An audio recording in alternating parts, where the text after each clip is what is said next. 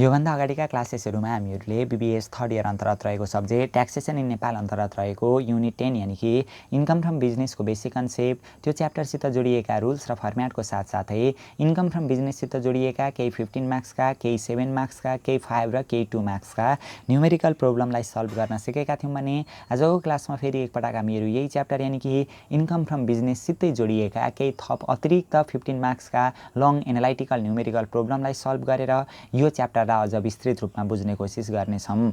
जस अन्तर्गत हामीहरूले योभन्दा जस्ट अगाडिका क्लासेसहरूमा चाहिँ यो च्याप्टरसित जोडिएका र हामीहरूलाई फाइनल एक्जाममा सोधिसकेका ओल्ड इज गोल्डमा भएका केही 15 मार्क्सका एनालाइटिकल न्युमेरिकल प्रब्लमलाई सल्भ गर्न सिकेका थियौँ भने आजको क्लासमा चाहिँ हामीहरू यो ओल्ड इज गोल्डमा नभएका तर हामीहरूलाई फाइनल एक्जाममा सोध्न सक्ने हामीहरूलाई बुकमा दिइएका केही 15 मार्क्सका लङ एनालाइटिकल न्युमेरिकल प्रब्लमलाई सल्भ गर्न सिक्नेछौँ। जस अन्तर्गत आजको क्लासमा चाहिँ हामीहरू सुरुमा हामीहरूलाई अस्मिता पब्लिकेसनको बुकमा दिएको यो 27 नम्बरको प्रब्लमको बारेमा छलफल गर्नेछौँ र यो प्रब्लमको बारेमा छलफल गरिसके पश्चात यहाँभन्दा पछाडि दिएका पनि केही फाइनल एक्जाममा सोध्न सक्ने न्युमेरिकल प्रब्लमको बारेमा सम्भव भएसम्म समयले भ्याएसम्म आजकै क्लासमा हामीहरू छलफल गर्नेछौँ र हामीहरूले नि कम्तीमा पनि नि यो अस्मिता पब्लिकेसनको बुकमा भएको 27, 28, 29, 30, 31 र 32 यानि कि यो 6वटा क्वेसनहरूको बारेमा चाहिँ छलफल गर्नै पर्ने हुन्छ। यो 6वटा क्वेसनहरूलाई चाहिँ सल्भ गर्न सिक्नै पर्ने हुन्छ किनभने यो 6वटा क्वेसनमा नि नयाँ नौलो कुराहरू पनि जोडिदिएको छ क्या, नयाँ टर्महरू सिकाउँछ हामीलाई यी क्वेसनहरूले। त्यही भएर आजको क्लासमा चाहिँ हामीहरू सुरुमा यो 27 नम्बरको प्रब्लमलाई सल्भ गर्न सिकौँ होइन, 27 नम्बरको क्वेसनको बारेमा छलफल गरौँ र यहाँ पनि हामीले ओल्ड इज गोल्डमा गरेको भन्दा फाल्टो एक्स्ट्रा केही नयाँ कुराहरू सिक्न पाउँछौँ र यो प्रब्लमलाई सल्भ गर्न सिकिसके पश्चात यहाँभन्दा पछाडि दिएका प्रब्लमको बारेमा पनि हामीहरू छलफल गर्नेछौँ। अब यो क्वेसनमा हामीलाई के भनेको छ भने following is the detail of the transaction of a manufacturing company listed in Nepal stock exchange for the previous year भनेर हामीलाई दिएको छ। यहाँ म्यानुफ्याक्चरिङ कम्पनीको हामीलाई इन्फर्मेसन दिएको छ जुन म्यानुफ्याक्चरिङ कम्पनी चाहिँ listed in Nepal stock exchange भनेको छ क्या, नेपाल स्टक एक्सचेन्जमा लिस्टेड भएको छ भन्ने कुरा हामीलाई दिएको छ। कम्पनीहरू कतिपय लिस्टेड भएका हुन्छन् र नट लिस्टेड कम्पनीहरू पनि हुन्छन्, त्यो कुरालाई अहिले छोडिदिउँ। यहाँ मात्र हामीले के बुझ्नु पर्यो भने हामीलाई म्यानुफ्याक्चरिङ कम्पनीको चाहिँ इन्फर्मेसन दिएको रहेछ।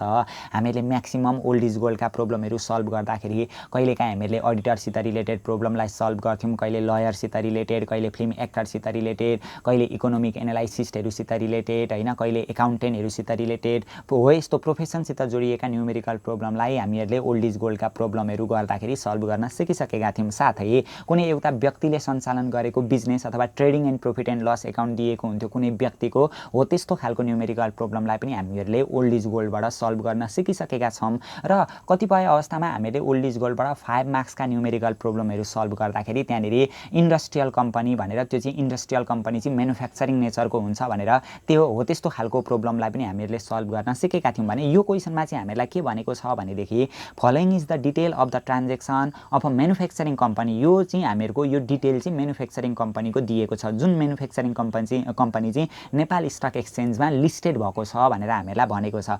अब यसरी क्वेसनले नि हामीलाई डाइरेक्ट कम्पनीको इन्फर्मेसन दिएको छ भने अरू कहीँनिर त्यस्तो हामीले बुझ्नुपर्ने कुरा होइन क्या। यदि हामीलाई क्वेसनले डाइरेक्ट कम्पनी भनेको छ भने अन्तिममा ट्याक्स लाइबिलिटी हामीले काट्दाखेरि नि जुन त्यो ट्याक्सेबल इन्कम छ त्यो ट्याक्सेबल इन्कमको डाइरेक्ट 25% भनेर गरिदिन्छौँ। मानिलिउँ हामीहरूको ट्याक्सेबल इन्कम चाहिँ 10 लाख आएको छ भने हो त्यो 10 लाखको 25% यानि कि 2,50,000 हामीले ट्याक्स लाइबिलिटी देखाउनु पर्ने हुन्छ कम्पनीको हिसाब गर्दा। साथै म्यानुफ्याक्चरिङ कम्पनी भनेको छ भने हामीले जति ट्याक्सेबल इन्कम छ त्योबाट 20% ट्याक्स काट्नुपर्ने हुन्छ। मानिलिउँ 10 लाख रुपियाँ हामीहरूको ट्याक्सेबल इन्कम देखा परेको छ भने त्यसको 20% यानि कि 2 लाख रुपियाँ चाहिँ हामीहरूको लागि ट्याक्स लाइबिलिटी हुन्छ। साथै अब यो manufacturing company listed in Nepal stock exchange भनौँ भने अब म्यानुफ्याक्चरिङ कम्पनी मात्रै भनौँ भने चाहिँ 20% हामीले ट्याक्स लाइबिलिटी काट्नुपर्ने हुन्छ। तर manufacturing company listed in Nepal stock exchange हो यसरी नेपाल स्टक एक्सचेन्जमा लिस्टेड भएको छ भनौँ भने जुन त्यो म्यानुफ्याक्चरिङ कम्पनीको 20% हो नि हो त्यो 20%मा पनि 15% छुट हुन्छ क्या। यानि कि 20 को 15% भनेको 3% छुट हुन्छ भन्नुको मतलब अब 20%मा 3% छुट भयो भने 17% हामीले ट्याक्स लाइबिलिटीमा गएर त्यो ट्याक्सेबल इन्कम जति छ त्यसको 17% चाहिँ ट्याक्स लाइबिलिटी क्याल्कुलेसन गर्नुपर्ने हुन्छ। मानिलिउँ ट्याक्सेबल इन्कम 10 लाख आयो भने 10 लाखको 17% यानि कि 1,70,000 चाहिँ हामीहरूका लागि ट्याक्स लायबिलिटी हुन्छ भनेर हामीहरूले त्यसरी देखाउनु पर्ने हुन्छ। मात्र फरक भनेको यस्तै हो क्या। अनि वर्षभरिमा 300 भन्दा धेरै नेप्लिज कामदारलाई रोजगार दिएको छ भने के हुन्छ, 100 भन्दा बढी नेप्लिज कामदारलाई रोजगार दिएको छ भने के हुन्छ भन्ने कुरा हामीहरू पछिल्लो क्लासहरूमा छलफल गर्दै जानेछौँ। त्योसित जोडिएका प्रब्लमहरू पनि छन्। अहिले चाहिँ हामीहरूले के मात्रै बुझिराख्नु पर्यो भने यदि हामीहरूलाई डाइरेक्ट कम्पनी भनेको छ भने अन्तिममा ट्याक्स लायबिलिटी क्याल्कुलेसन गर्दा 25% काट्नुपर्ने हुन्छ। म्यानुफ्याक्चरिङ कम्पनी भनेको छ भने अन्तिममा ट्याक्स लायबिलिटी क्याल्कुलेसन गर्दा 20% गर्नुपर्ने हुन्छ। अनि manufacturing company listed in Nepal stock exchange भनेको छ भने अन्तिममा ट्याक्स लायबिलिटी गर्दाखेरि हामीहरूले 17% काट्नुपर्ने हुन्छ। लिस्टेड इन नेपाल स्टक एक्सचेन्जमा लिस्टेड भनेको छ भने एक्स्ट्रा 3% फेरि छुट हुन्छ क्या। म्यानुफ्याक्चरिङ कम्पनीमा लाग्ने ट्याक्सको रेटमा एक्स्ट्रा 3% फेरि छुट भएर 17%मा हामीले ट्याक्स लायबिलिटी काट्नुपर्ने हुन्छ।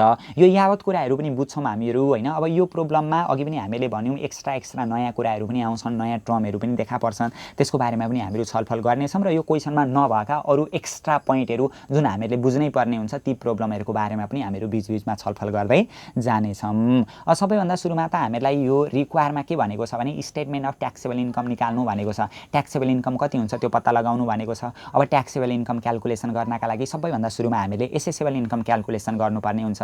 एसेसेबल इन्कम क्याल्कुलेसन गरिसकेपछि मात्रै हामीले ट्याक्सेबल इन्कम क्याल्कुलेसन गर्ने हो र त्यहाँभन्दा पछाडि हामीलाई ट्याक्स लायबिलिटी क्याल्कुलेसन गर्नु पनि भनेको छ। त्यो ट्याक्स लायबिलिटी पनि हामीले क्याल्कुलेसन गर्नुपर्ने हुन्छ। अब हामीहरू सबैभन्दा सुरुमा त एसेसेबल इन्कम निकालिदिन्छौँ। त्यही भएर सबैभन्दा सुरुमा स्टेप 1 मा हामीहरू लेखिदिन्छौँ calculation of assessable income from business of a manufacturing company for the previous income year भनेर हामीले लेख्नुपर्ने हुन्छ होइन। अथवा calculation of assessable income from business of a manufacturing company listed in Nepal stock exchange for the previous income year भनेर हामीले त्यो सबै लेखिदिँदा पनि भयो। त्यो सबै लेखिराख्नुपर्ने आवश्यकता पनि यहाँनिर केही छैन क्या। त्यो डाइरेक्ट एकैचोटि के लेखिदिने भने calculation of assessable income from business of a manufacturing company for the previous income year भनेर हामीले लेखिदिने। सबैभन्दा सुरुमा हामीहरूले एसेसेबल इन्कम गणना गर्दाखेरि एक आर्थिक वर्षभरिमा भएको आम्दानीहरूलाई एकमुष्ट रूपमा हामीले क्याल्कुलेसन गर्नुपर्ने हुन्छ। त्यहाँभन्दा पछाडि खर्चहरूलाई एकमुष्ट रूपमा क्याल्कुलेसन हामीले गर्नुपर्ने हुन्छ। अब आम्दानीहरू के दिएको छ त यहाँ हेरौँ त। सेल्स भनेर एउटा हामीलाई दिएको रहेछ होइन। सेल्स भनेर दिएको रहेछ। सेल्स दिएको रहेछ 1,35,00,000 भनेर दिएको रहेछ। कहिलेकाहीँ चाहिँ सेल्स इन्क्लुसिभ भ्याट भनिदिन्छ क्या। अरू केही दिएको हुँदैन।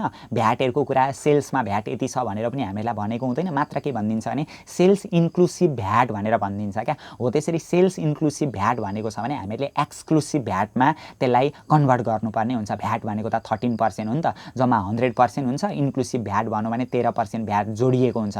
यो दिएको एमाउन्ट चाहिँ 113% हुन्छ। त्यही भएर दिएको एमाउन्टलाई 113 ले भाग गर्ने फेरि इन्टु 100 मा हामीले कन्भर्ट गर्नुपर्ने हुन्छ। अहिले त हामीलाई त्यस्तो केही भनेको छैन।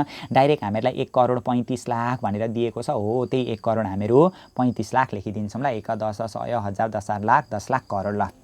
1,35,00,000 हामीहरूको लागि सेल्स भयो। अब मानिलिउँ यिनीहरू इन्क्लुसिभ भ्याट भनेको थियो भने यो 1,35,00,000 डिभाइड बाई 113 इन्टु 100 गरेर हामीले एमाउन्ट लेख्नुपर्ने हुन्थ्यो। अनि अर्को दिएको छ हामीलाई सेल्स अफ स्क्रैप। त्योभन्दा अगाडि नि हामीले एउटा कुरा गर्नै पर्ने हुन्छ। के कुरा गर्नुपर्छ भनेदेखि जुन हामीलाई यो एडिसनल इन्फर्मेसनमा पोइन्टहरू दिएको छ नि, यो एडिसनल इन्फर्मेसनमा दिएका पोइन्टहरू चाहिँ माथि कुनसित रिलेटेड रहेका छन् त त्यसमा राइट लगाइदिइहाल्ने क्या। जसले गर्दाखेरि भरे हामीहरू झुकिन सक्ने चान्सेस चाहिँ हटेर जान्छ, घटेर जान्छ। त्यही भएर यहाँ के भन्नु भने out of bad debt recovered 20,000 was not allowed previously भनेको छ। Bad debt recovered out of bad debt recover, यो ब्याड डेब रिकभर मध्ये 20,000 चाहिँ नट एलाउड भएको छ। यो ब्याड डेब रिकभरको बारेमा एडिसनलमा भनेको रहेछ। अरू कुरा हामीहरू एकछिनमा छलफल गरौँला। Refund of income tax 12,000 has not been shown in the PL account. Refund of income tax चाहिँ माथि यो देखिएको छैन अरे। अब रिफन्ड अफ इन्कम ट्याक्स कहिले पनि हामीहरूको इन्कममा जाँदैन। रिफन्ड अफ इन्कम ट्याक्स भनेको हामीले ट्याक्स तिरेको जुन छ त्यो चाहिँ रिफन्ड भएर आयो, फेरि फिर्ता भएर आयो भने त्यसलाई हामीले इन्कममा देखाउन पाउँदैनौँ। तर रिफन्ड अफ कस्टम ड्युटी भनेको छ भने चाहिँ त्यसलाई इन्कममा देखाउनु पर्ने हुन्छ।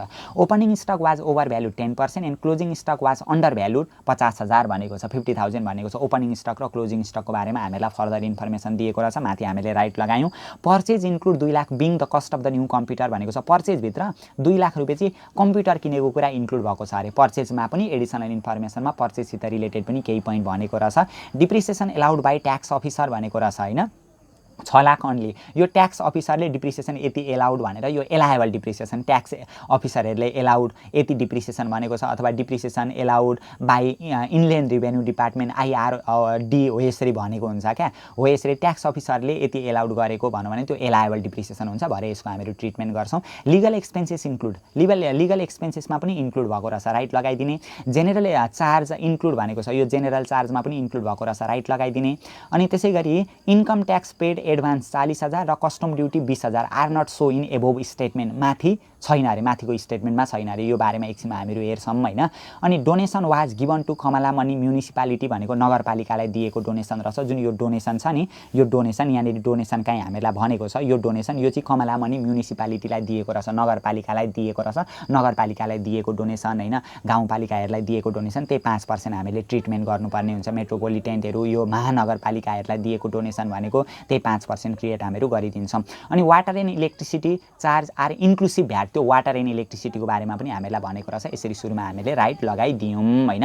अब यहाँनिर त्यो नयाँ टर्महरू एकछिनमा हामीले बुझ्दै जान्छौँ ल के अलिअलि भनेको छ। यो लिगल एक्सपेन्सेसभित्र पनि इन्क्लुड यो नयाँ कुरा हामीलाई भनेको छ त्यसको बारेमा पनि हामीहरू छलफल गर्छौँ। सेल्स भनेर लेख्नु अरू एक्स्ट्रा कुराको बारेमा पनि छलफल गर्दै जान्छौँ। सेल्स अफ स्क्रैप अब यो म्यानुफ्याक्चरिङ कम्पनीमा कतिपय सामानहरू टुटे फुटेको हुन्छ त्यो स्क्रैप भएको हुन्छ त्यसलाई बेचेर आम्दानी कमाइराखेको हुन्छ जुन हामीलाई 25,000 दिएको रहेछ। सेल्स अफ स्क्रैप भनेर लेखिदिने sales of scrap SCRAP scrap भनेर लेखिदिने। सेल्स अफ स्क्रैप दिएको रहेछ 25,000 भनेर दिएको रहेछ त्यो 25,000 यहाँनिर आइहाल्यो होइन। त्यहाँभन्दा पछाडि कमिसन रिसिभ अब काम गरिदिए बापत कमिसन त आइहाल्छ होइन। म्यानुफ्याक्चरिङ कम्पनी हो कसैको काम गरिदिएर कमिसन लिएको हुनसक्छ। कमिसन COMMISSION कमिसन रिसिभ यसको बारेमा एडिसनलमा केही भनेको रहेन रहेछ हामीले राइट लगाएका पनि छैनौँ। कमिसन रिसिभ भनेर 50,000 हामीलाई दिएको रहेछ त्यही 50,000 हामीहरू यहाँनिर लेखिदिन्छौँ। त्यहाँभन्दा पछाडि डिभिडेन्ड भनेको छ यसरी क्रेडिट साइडमा दिएको डिभिडेन्ड हामीले रिसिभ गरेको डिभिडेन्ड हो। अब डिभिडेन्ड पनि दुई किसिमबाट रिसिभ गरिन्छ एउटा रेसिडेन्ट कम्पनी स्वदेशी कम्पनीबाट नेपालहरूको कम्पनीबाट अनि अर्को नन रेसिडेन्ट कम्पनी। यदि यो डिभिडेन्ड रिसिभ मात्रै भनेको छ भने यो assume related to resident company भनिदिने। Assume dividend is receive from resident company so it is related to final withholding income हुन्छ क्या। रेसिडेन्ट कम्पनीबाट आएको डिभिडेन्ड चाहिँ फाइनल विथहोल्डिङ इन्कम हुन्छ। अर्को इन्ट्रेस्ट रिसिभ भनेर दिएको रहेछ। अब इन्ट्रेस्ट रिसिभमा हामीलाई केही भनेको छैन भने त्यो बिजनेससितै रिलेटेड इन्ट्रेस्ट रिसिभ हो भनेर हामीले यहाँनिर देखाउनु पर्ने हुन्छ। इन्ट्रेस्ट रिसिभ भनेर हामीले रिसिभ भनेर एजुम बिजनेस रिलेटेड भनेर लेख्नु पर्यो ल। ASSUMED एजुम्ड बिजनेस रिलेटेड BR भनेको मैले सर्टकटमा लेखिदिएँ यो बिजनेस रिलेटेड इन्ट्रेस्ट हो भनेर हामीले देखाइदिनु पर्ने हुन्छ।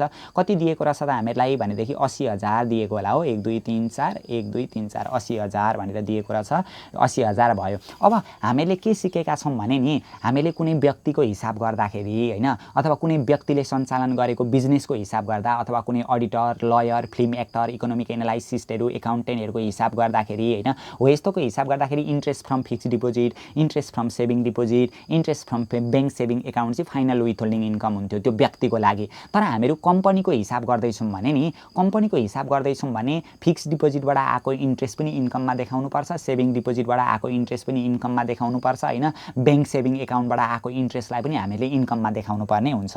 यतिसम्म हुन्छ कि जस्तै इन्ट्रेस्ट फ्रम फिक्स्ड डिपोजिट भनौँ फिक्स्ड डिपोजिटबाट इन्ट्रेस्ट 10,000 आएको छ त्यहाँ चाहिँ नेट भनेको छ भने पनि त्यसलाई ग्रस बनाएर हामीले देखाउनु पर्ने हुन्छ। हामीले के बुझ्नु पर्यो भने कम्पनीको हिसाब गर्दैछौँ भने त्यो fixed deposit saving deposit bank saving एकाउन्टहरूबाट आएको इन्ट्रेस्टलाई पनि हामीले इन्कममा देखाउनु पर्ने हुन्छ। यदि नेट भनेको छ अथवा आफ्टर TDS भनेको छ भने 15% हामीले ग्रस अप तान्नु पर्ने हुन्छ। यानि कि जति हामीलाई दिएको छ त्यहाँनिर नेट भनेर त्यसलाई 85 ले भाग गर्नु पर्यो इन्टु 100 गरेर फेरि 100% मा कन्भर्ट गरेर हामीले लेख्नु पर्ने हुन्छ। र कम्पनीको हिसाब गर्दा हाउस रेन्ट रिसिभलाई पनि हामीले इन्कममा देखाउनु पर्ने हुन्छ।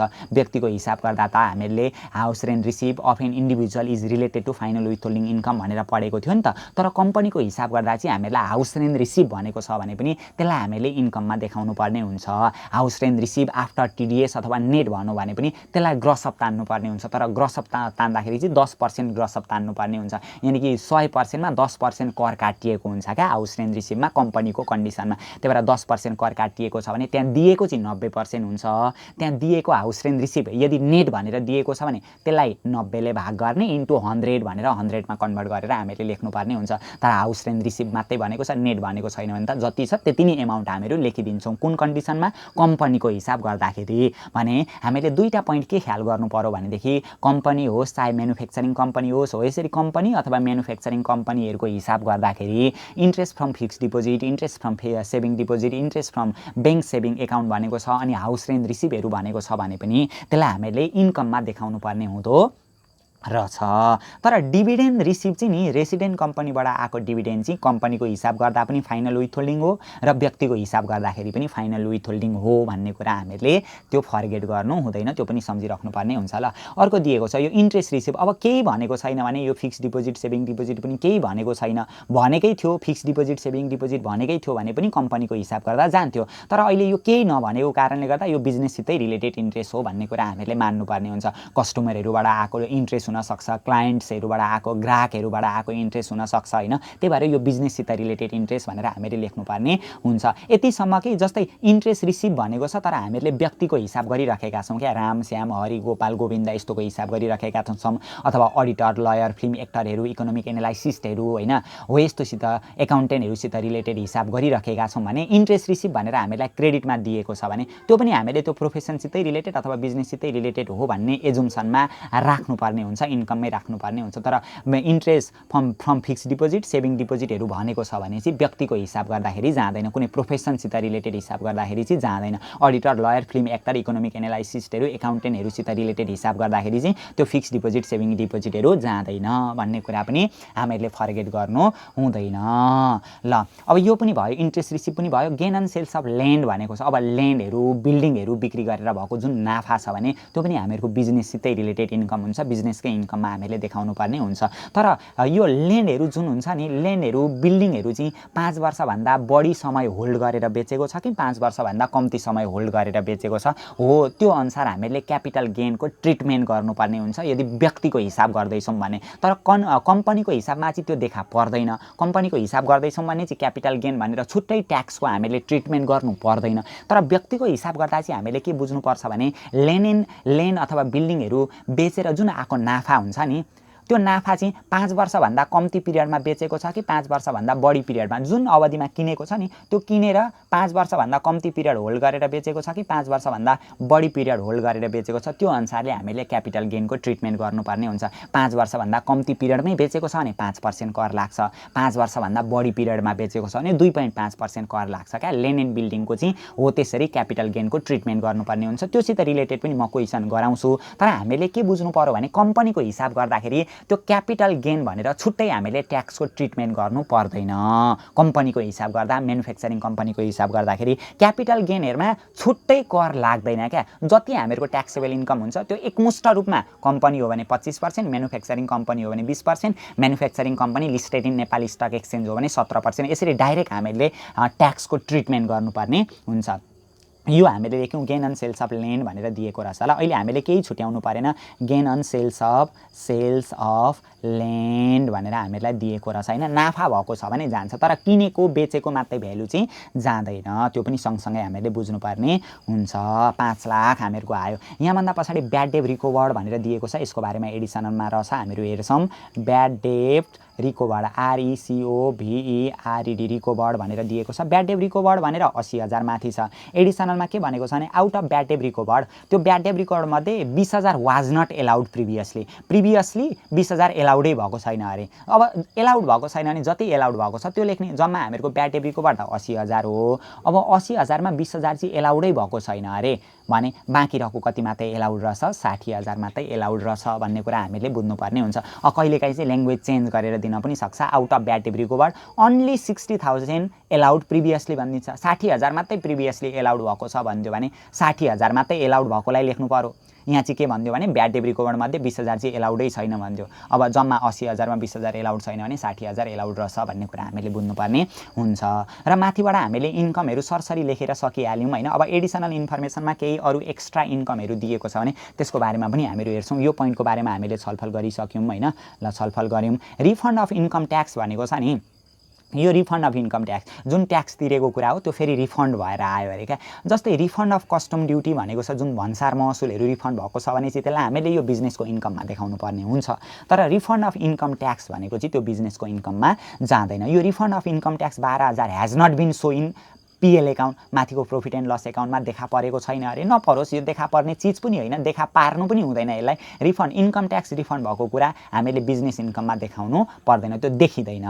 तर रिफन्ड अफ कस्टम ड्युटी भनेको छ भने चाहिँ हामीले यहाँनिर देखाउनु पर्ने हुन्थ्यो। ओपनिङ स्टक एकछिनमा हेरौँला, पर्चेजको बारेमा एकछिनमा हेरौँला, डिप्रिसिएसनको बारेमा एकछिनमा बुझौँला, जेनरल चार्जको बारेमा एकछिनमा बुझौँला, इन्कम ट्याक्सको बारेमा एकछिनमा बुझौँला, डोनेसनको बारेमा एकछिनमा बुझौँला, वाटर एन्ड इलेक्ट्रिसिटीको बारेमा खर्चमा हामीहरू एकछिनमा बुझौँला। यो चाहिँ हामीहरूको आम्दानी चाहिँ हामीहरूको यति दिएको रहेछ। अब एक्स्ट्रा आम्दानीहरू हामीहरूलाई के पनि दिन्छ भने त्यो मोडल क्वेसनमा पनि तपाईँहरूले ख्याल गर्नुभयो भने एउटा पोइन्ट त्यहाँनिर देखा परिरहेको छ, दिइरहेको छ हैन। त्यो बुकमा त हामीहरूको यो बुकमा दिएको त छ। यहाँनिर पछाडि एउटा आइटमहरू, यहाँ एउटा ट्रमहरू दिएको छ क्या। ट्रम यो स्पेकुलेसन गेन भन्ने दिएको छ क्या। स्पेकुलेसन अनुमानित नाफा भन्छ क्या हो। यसरी स्पेकुलेसन गेन अथवा स्पेकुलेसन इन्कम छ भने चाहिँ नि हामीले त्यसलाई बिजनेस इन्कममा देखाउनु पर्ने हुन्छ। त्यो मोडल क्वेसनमा हेर्नुभयो भने त्यहाँनिर तपाईँहरूले देख्नुहुन्छ, त्यहाँ चाहिँ स्पेकुलेसन इन्कम भनेर दिएको छ। स्पेकुलेसन इन्कम भनेको चाहिँ भोलिका दिनमा गएर यति आम्दानी हुन्छ होला भनेर गरेको एउटा अनुमान हो क्या। त्यसरी अनुमानित आम्दानी छ भने पनि त्यो चाहिँ ट्याक्सेबल इन्कम हुने भएको कारणले गर्दा, त्यसमा ट्याक्स लाग्ने भएको कारणले गर्दा हामीले त्यो ट्याक्सेबल इन्कममै यिनीहरू देखाउनु पर्ने हुन्छ। ल स्पेकुलेसन गेन अथवा स्पेकुलेसन इन्कम भन्यो भने हामीले यो आम्दानीमा देखाउनु पर्ने हुन्छ। त्यो टर्म पनि हामीलाई एक्जाममा सोध्न सक्छ, त्यही भएर त्यो टर्मलाई पनि, त्यो पोइन्टलाई पनि ख्याल गर्नु होला। स्पेकुलेसन इन्कम आयो भने हामीले यिनीहरू देखाउनु पर्ने हुँदो रहेछ। र यो अहिले हामीहरू कम्पनीको हिसाब गर्दैछौँ। कम्पनीको हिसाब गर्दा हाउस रेन्ट रिसिभ भयो भने पनि हामीले देखाउनु पर्ने हुन्छ। हाउस रेन्ट रिसिभ भनेर नेट दिएको छ भने त्यसमा चाहिँ 10% कर काटिएको कारणले गर्दा जति हाउस रेन्ट रिसिभ भनेर दिएको छ त्यसलाई डिभाइडेड बाई 90 इन्टु 100 गर्नुपर्ने हुन्छ। ल आफ्टर टिडिएस भनेर दिएको छ भने त्यो कुरा पनि हामीले सँगसँगै बुझ्दै जानुपर्ने हुन्छ। अहिले चाहिँ हामीलाई यति दिएको रहेछ। यो एक्स्ट्रा नि फर्दर पोइन्टहरू हामीलाई अब योदेखि पछाडिको क्वेसनमा पर्याप्त मात्रामा दिएका छन् क्या, धेरै मात्रामा दिएका छन्। ती प्रब्लमहरूलाई हामीले गर्नै पर्ने हुन्छ क्या छलफल। नत्र भने एक्जाममा थोरै हामीहरूको कन्फ्युजन भयो भने पनि एउटा पोइन्टले कन्फ्युजन आएको कारणले गर्दा हामीहरूलाई धेरै नै हुन्छ क्या। एक्जाममा चाहिँ एउटा पोइन्टले नि मात्रै कन्फ्युज भयो भने दिमाग फेरि अर्कै डिरेक्सनमा गइहाल्छ। त्यही भएर त्यस्तो नहोस् भन्नका लागि हामीले यहाँ दिएका यो 6-7वटा प्रब्लमलाई चाहिँ सल्भ गर्नै पर्ने हुन्छ। यति गर्दाखेरि हामीहरूको ग्रस इन्कम फ्रम बिजनेस भनेर आउने रहेछ। ग्रस इन्कम फ्रम बिजनेस भनेर आउने रहेछ। ल बिजनेस व्यवसाय सञ्चालन गरिसके पछाडि एक आर्थिक वर्षभरिमा भएको आम्दानीहरू भनेर हामीले निकाल्यौँ यहाँनिर हैन। अब यो जोड्न चाहिँ तपाईँहरूले पनि जोडिदिने ल, जोड्ने क्रममा कहिलेकाहीँ मिस्टेक हुनसक्छ। 1,35,00,000 दिएको छ। 1 2 1 2 3 वटा 0, 1 2 1 2 3 वटा 0 प्लस 25,000 भनेर दिएको छ हामीलाई। फेरि 50,000 भनेर दिएको छ। 50,000 भनेर दिएको छ प्लस अर्को 80,000 भनेर दिएको छ। फेरि प्लस 5,60,000 दिएको रहेछ। 5,60,000 भनेर दिएको छ हैन। 5,60,000 गर्दाखेरि जम्मा 1,42,15,000 भनेर हामीहरूको आउने रहेछ। तपाईँहरूले पनि जोडिदिनु एकचोटि। 1,42,15,000 भनेर आउने रहेछ। यो चाहिँ हामीहरूको लागि ग्रस इन्कम फ्रम बिजनेस भनेर भयो क्या। अब यहाँभन्दा पछाडि लेस एलायबल डिडक्सन भनेर हामीले गर्नु पर्यो। एलायबल डिडक्सन DEDUCTION। एलायबल डिडक्सनमा अब खर्चहरू हामीले लेख्नु पर्यो नि त। अब व्यवसायसित रिलेटेड एक आर्थिक वर्षभरिमा भएको आम्दानी लेखिसकेपछि खर्चमा सबैभन्दा सुरुमा कस्ट अफ ट्रेडिङ स्टक लेख्नु पर्यो क्या। Cost of trading stock. बिजनेसको हिसाब गर्दाखेरि हामीलाई त्यहाँ सेल्सहरू, ओपनिङ स्टकहरू, क्लोजिङ स्टकहरू, पर्चेजहरू दिएको हुन्छ। त्यसको आधारमा cost of trading stock CTS निकाल्नु पर्यो। यो चाहिँ वर्किङ नोटमा गएर हामीले गरिदिनु पर्ने हुन्छ। ल 1 भनेर मैले लेखिने। अब वर्किङ नोट गर्दाखेरि तपाईँहरूले के गर्ने भने एक्जाममा जुन पेपरमा गर्दै हुनुहुन्छ त्यो पेपर पुरै छोडिदिने, अर्को पेपर पनि पुरै छोडिदिने। एक पेपर हैन। एक्जामको चाहिँ यो मैले गर्दा त मेरो त अलिकति लामो पेपर छ, एक्जाममा त छोटै पेपर हुन्छ हैन। त्यही भएर यो पहिलो पेपर छोडिदिने, अर्को पनि एक पेज छोडिदिने र अर्को पेजको पनि यहाँ बीचतिर गएर वर्किङ नोट गर्न थाल्ने। ल तपाईँहरूले चाहिँ मैले चाहिँ यिनीहरू गरिदिने। यो वर्किङ नोट 1 मा भनेर म लेखिदिन्छु calculation of cost of trading stock भनेर। ल calculation of cost of trading stock, cost of trading TRADING trading stock यो चाहिँ हामीहरूको CTS हो क्या CTS। ट्याक्समा चाहिँ नि के हुन्छ भने एक्जाममा समयको अभावै हुन्छ क्या अलिकति समय नपुग्ने जस्तो हुन्छ। एक त क्वेसनहरू लामो हुन्छ हैन हामीले क्याल्कुलेटर आफै थिच्नुपर्ने हुन्छ कतिजनाको त क्याल्कुलेटर थिच्ने बानी पनि हुँदैन क्याल्कुलेटरमा भएको गोटी खोज्दै 4-5 मिनेट त गइहाल्छ एक कहाँ छ दुई कहाँ छ त्यो बानी नहुँदाखेरि फेरि त्यस्तो पनि एक्जाममा चाहिँ हुन्छ क्या त्यही भएर ट्याक्समा चाहिँ समय अभाव भइरहन्छ क्या त्यो समय अभाव नहोस् भन्नको लागि हामीले जति सक्दो नि अब क्वेसनले खोजेको कुरा पनि लेख्नुपर्ने हुन्छ र छोट्याउनु पनि पर्ने हुन्छ है सम्पूर्ण भनेको कुरा पनि लेख्न सक्नु पर्यो तर छोट्याउँदै पार्टी CULARS पार्टिकुलर रुपिस। अब यो कस्ट अफ ट्रेडिङ स्टकको हामीले एक्जाममा फर्मेट बनाएर बस्न भ्याउन नसक्ने अवस्था हुन्छ क्या समयले नपुग्न सक्ने अवस्था हुन्छ त्यही भएर यो फर्मेट नबनाइकन calculation of cost of trading stock भनिदिने त्यतिकै खेसरामा ओपनिङ स्टक भनेर लेख्ने एट पर्चेज भनेर लेख्ने त्यो कस्ट अफ ट्रेडिङ स्टकमा जाने पोइन्टहरूलाई समावेश गरेर फर्मेटै नबनाइकन हामीले नोट खेसराको रूपमा निकाल्न पनि सक्छौँ ल। अब कस्ट अफ ट्रेडिङ स्टकमा जाने भनेको त्यो म्यानुफ्याक्चरिङ प्रोसेसमा क्या उत्पादनको सिलसिलामा भएका खर्चहरू जाने हो। सबैभन्दा सुरुमा त ओपनिङ स्टक भनेर जान्छ हैन ओपनिङ स्टक भनेर हामीहरू लेखिदिन्छौँ। अब सबै पोइन्टहरू हेर्दै जानुपर्ने हुन्छ है। ओपनिङ स्टक भनेर 7,70,000 दिएको छ। अब ओपनिङ स्टकको बारेमा एडिसनल इन्फर्मेसनमा भनेको रहेछ हामीले राइट लगाएका छौँ ओपनिङ स्टक 7,70,000 भनेर दिएको छ। अब यहाँ के भन्नु भने ओपनिङ स्टक भन्नु नि opening stock was over valued by 10%। अब ओभर भ्यालुड भनेको रहेछ। अब यो ओभर भ्यालुड अन्डर भ्यालुडको कुरा त हामीले विगतका क्लासमा पनि सिकेका त थियौँ फेरि पनि हामीहरू छलफल गर्छौँ। ओभर भ्यालुड 10% ले ओभर भ्यालुड भएको रहेछ भन्नुको मतलब जम्मा 100% हुन्छ टोटल त 100% हो 100%मा 10% ले ओभर भ्यालुड भयो भने यो दिएको एमाउन्ट चाहिँ 110% रहेछ 110 हामीले 100 मा कन्भर्ट गर्नुपर्ने हुन्छ गर्दाखेरि त 11 7 77 7 लाख रुपैयाँ आउने रहेछ 1 10 100 1000 10 लाख 7 लाख भनेर हामीले यसरी लेख्नुपर्ने हुन्छ। यो चाहिँ हामीहरूको ओपनिङ स्टक भयो ओभर भ्यालुड भनेको छ नि त 15% ओभर भ्यालुड भयो भने 100 मा 15 थप्ने 115 हुन्छ दिएको एमाउन्टलाई 115 ले भाग गर्ने चाहिएको हामीलाई 100 नै हो। अन्डर भ्यालुड भयो भने के गर्ने जम्मा 100% हुन्छ 100% मा मानिलिउँ 20% अन्डर भ्यालुड भएको थियो भने 100 मा 20 घटाउँदा 80% हुन्छ दिएको एमाउन्टलाई 80 ले भाग गर्ने फेरि इन्टु 100 ले गुणा गरेर हामीले लेख्नुपर्ने हुन्थ्यो। ओभर भ्यालुड र अन्डर भ्यालुड भन्दाखेरि त्यस्तो होला पर्सेन्टमा। अब ओपनिङ स्टकमा हामीले पर्चेज भनेर जोड्नुपर्ने हुन्छ पर्चेज मेटेरियलहरू पर्चेज गरेर ल्याएको हुन्छ नि त यहाँ पर्चेज अफ र मेटेरियल भनेर 53,40,000 भनेर दिएको छ। यसको बारेमा राइट लगाएका छौँ हामीहरूले एडिसनल इन्फर्मेसनमा दिएको रहेछ। अब पर्चेज भित्र नि प्लान्टहरू मेसिनहरू भेहिकलहरू इक्विपमेन्टहरू इन्क्लुड छ भने त्यसलाई एक्सक्लुड गर्नुपर्ने हुन्छ। त्यही भएर क्वेसनले के भन्दैछ भने पर्चेजभित्र 2 लाख रुपियाँ यी पर्चेजभित्र include 2 lakh being the cost of the new computer नयाँ कम्प्युटर किनेको छ अरे 2 लाख रुपियाँमा हो त्यो कम्प्युटर किनेको कुरा छ भने त्यसलाई एक्सक्लुड गर्नुपर्ने हुन्छ। पर्चेजभित्र यो एसिड्सहरू जुन क्यापिटल नेचरका एक्सपेन्डिचरहरू इन्क्लुड भएको हुन्छ नि क्यापिटल नेचरका एक्सपेन्डिचरहरू इन्क्लुड भएका छन् भने हामीले त्यसलाई घटाउनु पर्ने हुन्छ। यो मेसिनहरू प्लान्टहरू भेहिकलहरू कम्प्युटरहरू फर्निचरहरू इक्विपमेन्टहरू भनेको त्यो किन्दा लागेको लागत भनेको क्यापिटल नेचरको एक्सपेन्डिचर हो। त्यो हामीहरूको कम्पनी अथवा बिजनेसमा 1 वर्षभन्दा धेरै पिरियड रहिरहेको क्या हो त्यस्तो कुरा इन्क्लुड भएको छ भने त्यसलाई एक्सक्लुड गराउनु पर्ने हुन्छ। गर्दा 51,40,000 भनेर हामीहरूको यहाँनिर निस्किन्छ होला। यो पर्चेज हामीहरूको यति भयो हैन। त्यहाँभन्दा पछाडि अर्को फ्रेट भनेको भाडा मेटेरियलहरू किनेर ल्याउँदा त भाडा हामीले तिर्नै पर्ने हुन्छ। फ्रेट FREIGHT फ्रेट भनेर दिएको रहेछ जम्मा कति दिएको रहेछ 3,45,000 भनेर दिएको रहेछ 3,45,000 भनेर दिएको छ फ्रेट भइहाल्यो। त्यहाँदेखि पछाडि वेजेस अब मेटेरियल ल्याएर गोदाममा थुपारेर मात्रै हुँदैन वस्तुहरू बनाउनु पर्ने हुन्छ झ्याला त तिर्नै पर्ने हुन्छ। यो वेजेसहरू अनि लेबर चार्जहरू भनेको छ भने यहाँनिर हामीले इन्क्लुड गर्नुपर्ने हुन्छ। अब कहिलेकाहीँ चाहिँ के भनिदिन्छ भने वेजेसभित्र include installation cost of machine अथवा इन्स्टलेसन कस्ट अफ प्लान्ट अथवा इन्स्टलेसन कस्ट अफ कम्प्युटर अथवा क्यारिज कस्ट अफ कम्प्युटर हो यसरी भनेको हुन्छ क्या। यसरी वेजेसभित्र नि मेसिनहरू प्लान्टहरू कम्प्युटरहरू इन्स्टल गर्दा लागेको खर्च छ भनौँ भने त्यो इन्क्लुड भएको छ भने त्यसलाई घटाउनु पर्ने हुन्छ किनभने यो फिक्स एसिड्सहरू इन्स्टल गर्दा लागेको खर्च अनि फिक्स एसिड्सहरू ल्याउँदा लागेको भाडा भनेको क्यापिटल नेचरको एक्सपेन्डिचरभित्र पर्छ क्या। मेसिनहरू किनेर ल्याउँदा लागेको खर्च अनि मेसिनहरू जडान गर्दा लागेको खर्च यो क्यापिटल नेचरको एक्सपेन्डिचर भन्ने हुने भएको कारणले गर्दा त्यो केही कुनै टपिक्सभित्र इन्क्लुड भएको छ भने त्यसलाई हामीले एक्सक्लुड गर्नुपर्ने हुन्छ। अहिले त हाल फिलहाल तत्काल हामीलाई यो क्वेसनमा त्यस्तो भनेको छैन त्यस्तो खालको क्वेसन पनि आउँछन् है हामीले एउटा कुरा पनि त्यो पनि बुझिराख्नुपर्ने हुन्छ।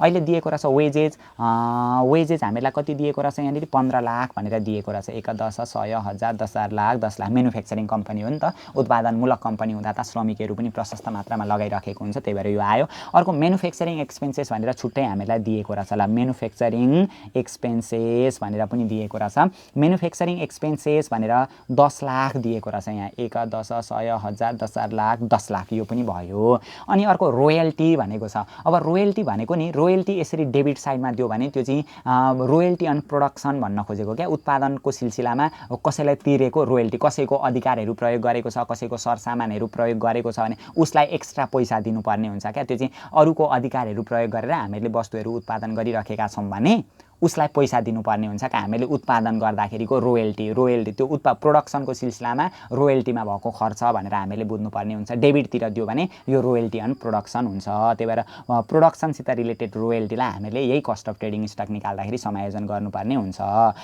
ROYALTY रोयल्टी अन प्रोडक्सन भनेर हामीले लेख्नु पर्यो ल कति दिएको रहेछ रोयल्टी अन प्रोडक्सन हामीलाई 5 लाख दिएको रहेछ यो 5 लाख रुपैयाँलाई यहाँ ल्याएर लेखिदिइहाल्छौँ हामीहरू यो पनि भयो एलायबल रिपेयर भनेको छ अब म्यानुफ्याक्चरिङ प्रोसेसमा भएको खर्चहरू हामीहरूलाई यति दिएको रहेछ तर एडिसनलमा पनि एउटा कुरा अघि भन्दै थियो है फेरि हामीहरू यो झुकिन सक्छौँ है कतिपय कुराहरू एडिसनलमा पनि दिएको हुन्छ हामीले एकदम केयरफुल भएर एक्जाममा गर्नुपर्ने हुन्छ प्रब्लम अप्ठ्यारो होइन क्या हामीहरू झुकिएर गर्दा बिग्रिन सक्ने चान्सेस चाहिँ हुन्छ यहाँ के भनेको छ भने यहाँनिर यो कस्ट अफ ट्रेडिङ स्टकमा हामीहरूको जाने भनेको ओपनिङ स्टकमा पर्चेज जोड्नु पर्यो फ्रेड जोड्नु पर्यो वेजेस जोड्नु पर्यो manufacturing expenses royalty on production carriage इनवर्डहरू जोड्नु पर्यो कस्टम ड्युटीहरू छ भने जोड्नु पर्ने हुन्छ अब यहाँनिर अघि हामीलाई एउटा कस्टम ड्युटीको कुरा भन्दै थियो जस्तै इन्कम ट्याक्स पेड इन एडभान्समा हामीले इन्कम ट्याक्स पेड गरेको रहेछ ट्याक्सहरू पेड गरेको कुरा कहिले पनि हामीहरूको स्टेप 1 2 मा जाँदैन एडभान्स ट्याक्स पेड गरेको छ भने त्यो स्टेप 3 मा ट्याक्स लायबिलिटीमा गएर घट्छ अनि and custom duty 20,000 are not so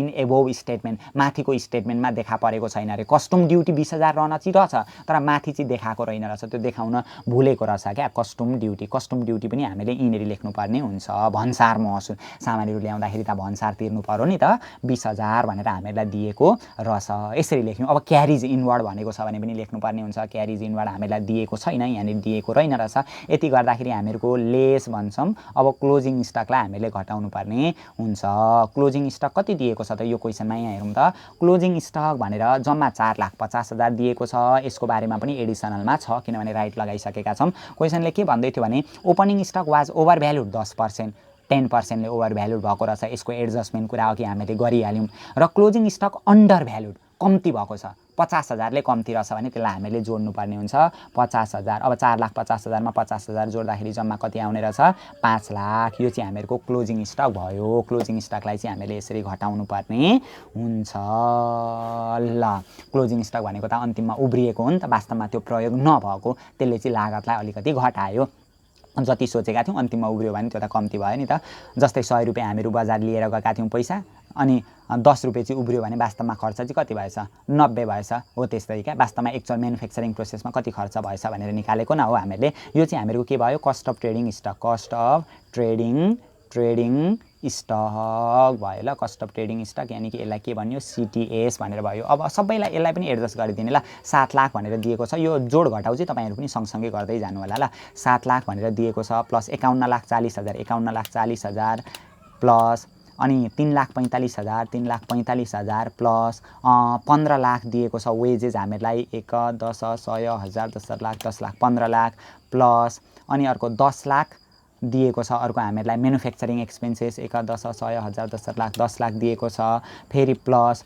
अर्को दिएको छ रोयल्टी एन्ड प्रोडक्सन भनेर हामीलाई दिएको छ 50,000 भनेर दिएको छ 50,000 कि 5 लाख भनेर दिएको रहेछ 1 10 100 1000 10 लाख 5 लाख प्लस अर्को कस्टम ड्युटी भनेर 20,000 दिएको छ अनि फेरि माइनस 5 लाख घटेको छ 20,000 भनेर दिएको छ हामीलाई माइनस 5 लाख 1 10 100 1000 10 लाख 5 लाख गर्दाखेरि हामीहरूको जम्मा कति 87,05,000 भनेर आउने रहेछ ल तपाईहरुले पनि एकचोटी गर्नु होला यो मिस्टेक हुन सक्छ जोड घटाउमा 87,05,000 अन्तिममा बुकमा त एन्सर दिएकै हुन्छ त्यो एन्सर हेर्दा पनि थाहा पाइहालिन्छ हामीले जोड घटाउमा मिस्टेक गरेको छ कि छैन भन्ने कुरा एक्जाममा चाहिँ फेरि सबै रिस्क आफैले बेयर गर्नुपर्ने हुन्छ क्या त्यही भएर त्यस्तो परिस्थितिबाट बच्नका लागि अहिलेदेखि क्याल्कुलेटर चलाउन चाहिँ हामीले सिक्नुपर्ने हुन्छ हामीले निकाल्यौं कस्ट अफ ट्रेडिङ स्टक अब यहाँ लगेर पहिले हामीले कति आएको छ 87,05,000 87 लाख 1 10 100 1000 5,000 भनेर यसरी कस्ट अफ ट्रेडिङ स्टक लेख्नुपर्ने हुन्छ अब बाँकी रहेका अरु खर्चहरू लेख्दै जाने अब त के छ र अरु खर्च भनेको हामीले यहाँसम्म सकेकै छौं एलायबल रिपेयर अब तोकेरै एलायबल रिपेयर भनेर दियो भने त्यो डाइरेक्ट यहाँनिर गइहाल्छ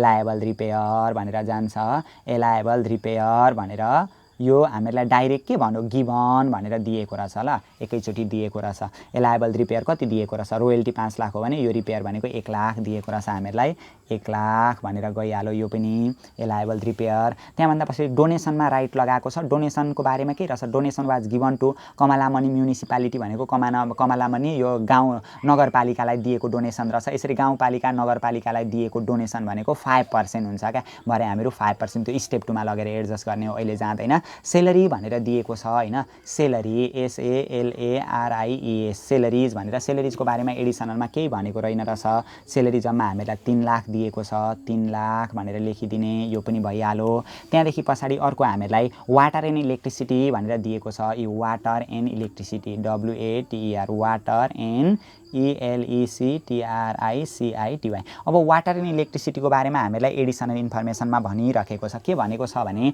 वाटर एन्ड इलेक्ट्रिसिटी जम्मा हामीलाई 50,000 दिएको छ अब यसमा के भन्नु भने water and electricity charge inclusive VAT यति त्यो वाटर एन्ड इलेक्ट्रिसिटीमा यो 5,762 रुपैयाँ 21 पैसा चाहिँ भ्याट पनि इन्क्लुसिभ भइराखेको छ त्यहाँ जोडिराखेको छ भने अरु पोइन्टहरुमा चाहिँ भ्याट इन्क्लुसिभ भन्नु भने त्यसलाई घटाउनु पर्ने हुन्छ तर वाटर एन्ड इलेक्ट्रिसिटीमा भ्याट इन्क्लुसिभ भनेको छ भने त्यसलाई चाहिँ खर्चमा देखाउन पाइन्छ क्या वाटर एन्ड इलेक्ट्रिसिटीमा फाइनहरु पेनाल्टीहरु तिरेको छ भने त्यसलाई पनि खर्चको रूपमा देखाउन पाइन्छ हैन अनि वाटर एन्ड इलेक्ट्रिसिटीमा भ्याटहरु तिरेको छ भने त्यसलाई पनि हामीहरुले खर्चको रूपमा देखाउन पाउँछौं त्यो कुरा चाहिँ हामीले बुझ्नुपर्ने हुन्छ क्वेशनले के भनेछ water and electricity charge are inclusive VAT त्यो वाटर एन्ड इलेक्ट्रिसिटी चाहिँ इन्क्लुसिभ भ्याट जोडिओरी अरे क्या माने भ्याट जोडिओरीको पैसालाई खर्चको रूपमा हामीहरु देखाउन पाउँछौं कति हजार दिएको रहेछ 50,000 त्यो 50,000 भित्र 5,762 रुपैयाँ 21 पैसा चाहिँ भ्याट पनि जोडिएको छ अरे भ्याट जोडिकनकोलाई हामीले देखाउन पाउँछौं इन्क्लुसिभ भ्याट भनेर लेखिदिदा हुन्छ ल यहाँनेरि त्यो घटाइराख्नु पर्दैन तर अरु सेल्सहरुमा इन्क्लुसिभ भ्याट भनेको छ अथवा अरु कुनै टपिक्सहरुमा इन्क्लुसिभ भ्याट भनेको छ भने चाहिँ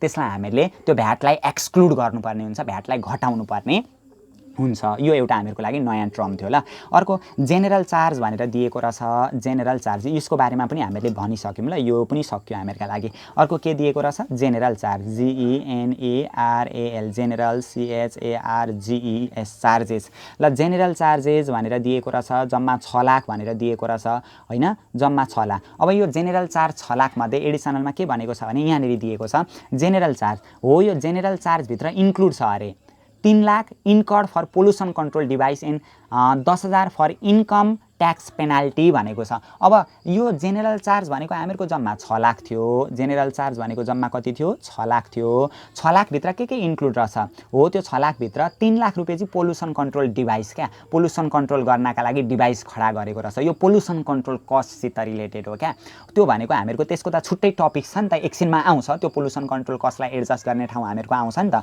त्यही भएर यो 3 लाख रुपैयाँ हामीले यहाँ घटाउनु पर्ने हुन्छ यही भित्र इन्क्लुड छ अनि माइनस अझै 10,000 फर इन्कम ट्याक्स पेनाल्टी तिरेको रहेछ त्यो इन्कम ट्याक्स पेनाल्टी तिरेको कुरा जाँदैन क्या ट्याक्सको बारेमा भएको केही पनि जाँदैन पेनाल्टी ट्याक्सको इन्कम ट्याक्स पेनाल्टी तिरेको रहेछ हैन त्यो ढिलोहरु केही गर्यो होला उल्लङ्घन गर्यो होला पेनाल्टी लगाइदियो राज्यले त्यो तिरेको रहेछ त्यो पनि घटाउनु पर्यो 6 लाखमा 3 लाख घटाउँदा 3 लाख भयो मा 10,000 घटाउँदाखेरि 2,90,000 भनेर हामीले के लेख्नु पर्ने हुन्छ जेनरल चार्जलाई एडजस्ट गर्नुपर्ने हुन्छ ल मैले पुरै लेखिन ल 10 मात्रै लेखिदिएँ यो अहिले त जस्ट हामीले बुझ्नु पर्ने छ त्यो पनि भयो लिगल एक्सपेन्सेस भनेको रहेछ अब लिगल एक्सपेन्सेसको बारेमा पनि दिएको रहेछ हामीले राइट लगाएका छौं लिगल एक्सपेन्सेस हामीलाई कति दिएको छ त यहाँनेरि भनेदेखि लिगल एक्सपेन्सेस 80,000 भनेर दिएको छ यहाँ 80,000 भयो अब एडिसनलमा के भन्नु त यसको बारेमा हेरौँ ल लिगल एक्सपेन्सेसको बारेमा लिगल एक्सपेन्सेस भित्र इन्क्लुड 15,000 पेड टु लयरलाई तिरेको रहेछ क्या कानुनविदलाई तिरेको रहेछ for briefing income tax rule to the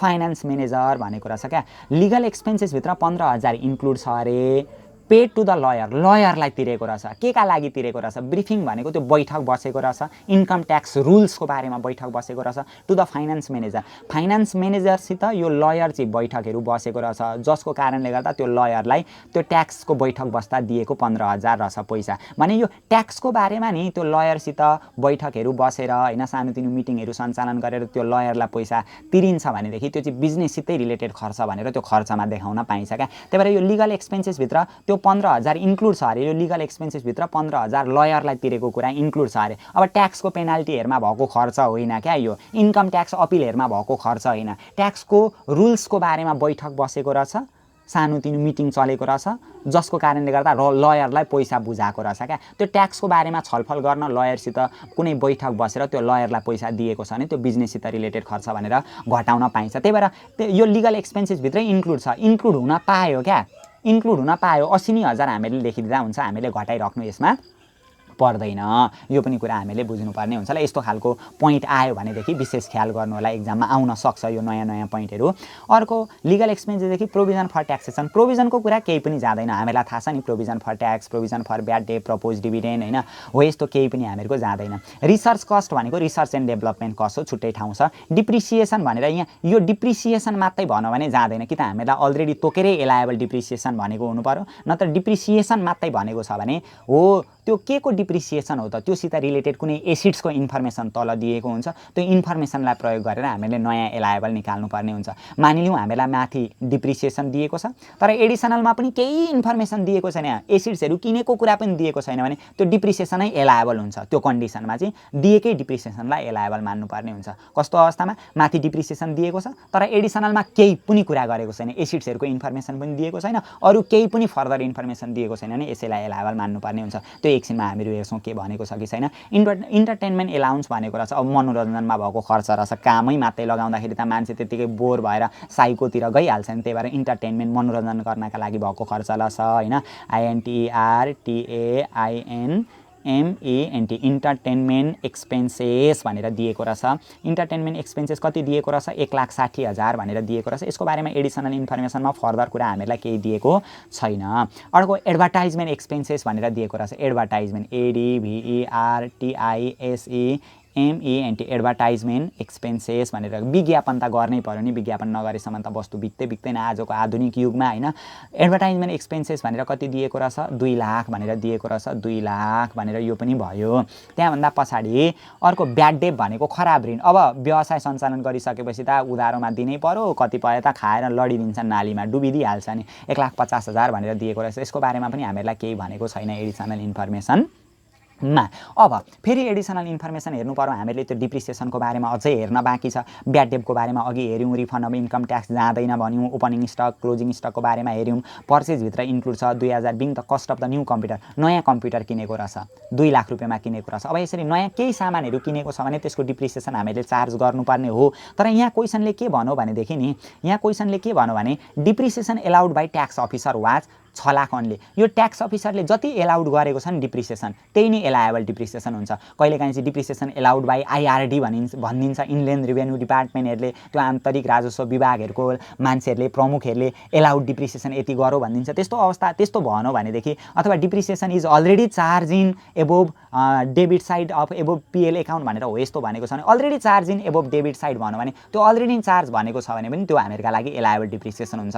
कहिलेकाहीँ क्वेसनले के भनिदिन्छ भने यहाँ माथि डिप्रिसिएसन दिन्छ अनि तल के भनिदिन्छ भने depreciation is already charge in above PL account debit side of PL account भनेर भनिदिन्छ। माथिको PL एकाउन्टको डेबिट साइडमा अलरेडी चार्ज भइसकेको छ भन्यो भने पनि त्यो सेन्टेन्सबाट हामीले के बुझ्नु पर्यो भने त्यो दिएको डिप्रिसिएसन चाहिँ एलायबल डिप्रिसिएसन रहेछ भन्ने कुरा बुझ्नु पर्यो। अहिले चाहिँ हामीलाई के भन्यो भने depreciation allowed by tax officer, tax अफिसरले नि 6 लाख अन्ली, 6 लाख मात्रै एलाउड गर्यो भने सबै भयभरका जति पनि एसिड्सहरू छन् त्यो सबै एसिड्सको डिप्रिसिएसन चाहिँ 6 लाख एलाउड गरेको रहेछ भनेर हामीले त्यति लेख्नुपर्ने हुन्छ। अब कम्प्युटरको डिप्रिसिएसन पनि लेख्न पाइएन, माथिको डिप्रिसिएसन पनि लेख्न पाइएन, किनभने ट्याक्स अफिसरले नि 6 लाख एलाउड गरेको छ भने त्यो मेन मान्छेले नि 6 लाख एलाउड गरेको छ भने त्यति नै हामीहरूका लागि एलायबल डिप्रिसिएसन हुन्छ। यसरी पनि हामीलाई आउन सक्छ है। एलायबल डिप्रिसिएसन भनेर दिएको रहेछ, कति दिएको रहेछ, 6 लाख भनेर दिएको रहेछ। यो पनि गिभन हामीलाई दियो, हामीले केही कष्ट उठाउनु परेन यसमा हैन। अब हेर्ने डिप्रिसिएसन भयो, लिगल एक्सपेन्सेस यो भयो, जेनरल चार्ज इन्क्लुड यो पोल्युसन कन्ट्रोल डिभाइस हामीले गर्यौँ, income tax paid in advance यो भइहाल्यो, डोनेसन कमलामणि म्युनिसिपालिटी गाउँपालिका नगरपालिकाहरूलाई दिएको डोनेसन यो 5% हो भरे यसको ट्रिटमेन्ट हामीहरू स्टेप 2 मा गएर गर्छौँ, यो एकछिनमा आइहाल्छ। वाटर एन्ड इलेक्ट्रिसिटीको बारेमा गरौँ, ल ठिक छ। हामीले एकमुष्ट खर्चहरू लेख्यौँ तर PCC पोल्युसन कन्ट्रोल कस्ट र रिसर्च एन्ड डेभलपमेन्ट कस्टदेखि बाहेकका खर्चहरू हामीले लेख्यौँ। त्यही भएर यसलाई हामीहरू के भनेर लेख्थ्यौँ भनेदेखि total allowable deduction, total allowable ALLOWABLE allowable deduction DDUCTION deduction before PCC and RD भनेर लेख्छौँ। पोल्युसन कन्ट्रोल कस्ट र रिसर्च एन्ड डेभलपमेन्ट कस्ट भन्दा अगाडिका बाँकी खर्चहरू भनेर लेखिदिन्छौँ ल हामीहरू।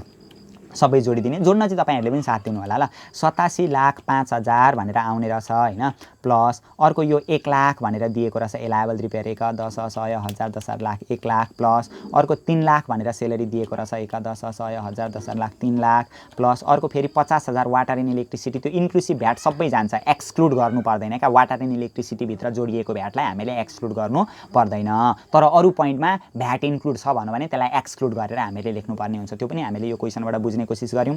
प्लस 2,90,000 भनेर दिएको रहेछ हैन, फेरि प्लस 80,000 भनेर दिएको रहेछ 1 2 3, फेरि प्लस अर्को दिएको रहेछ 1,60,000 भनेर दिएको रहेछ 1,60,000 भनेर दिएको रहेछ, फेरि प्लस 2 लाख भनेर दिएको रहेछ 1 10 100 1000 10 लाख 2 लाख भनेर दिएको रहेछ, प्लस फेरि 1,50,000 भनेर हामीले लेखेका रहेछौँ। यो जोड्न चाहिँ तपाईहरुले पनि जोड्नु ल। एउटा जिरो कहाँ मिस्टेक भइदियो भने 1 10 100 1000 10 लाख 6 लाख गर्दाखेरि यो चाहिँ हामीहरुको total allowable deduction before PCC and RD हुन्छ क्या। पीसीसी र आरडी घटाउनु भन्दा अगाडिका खर्चहरु भनेर हामीले यसरी निकाल्यौं। 1,06,35,000 भनेर निकाल्यौं ल। तपाईहरुले पनि एकचोटी गरिदिनु होला। मैले यति लेखिने, फेरि जोडिन है मैले। 1,06,35,000 एकछिनमा एन्सर पनि हामीहरु हेर्छौं, एन्सर पनि दिएकै हुन्छ।